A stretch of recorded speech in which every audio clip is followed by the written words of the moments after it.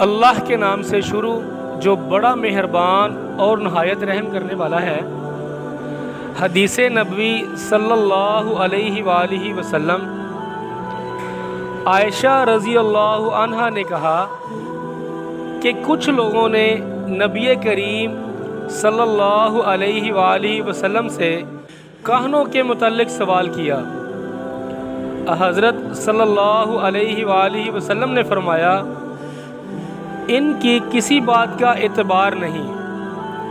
ایک صاحب نے کہا کہ یا رسول اللہ، یہ لوگ بعض ایسی باتیں کرتے ہیں جو صحیح ثابت ہوتی ہیں۔ بیان کیا کہ اس پر حضرت صلی اللہ علیہ وآلہ وسلم نے فرمایا کہ یہ صحیح بات وہ ہے جسے شیطان فرشتوں سے سن کر یاد رکھ لیتا ہے اور پھر اسے مرغی کے کٹ کٹ کرنے کی طرح کانوں کے کانوں میں ڈال دیتا ہے، اور یہ اس میں 100 سے زیادہ جھوٹ ملاتے ہیں۔ صحیح بخاری حدیث نمبر 7561۔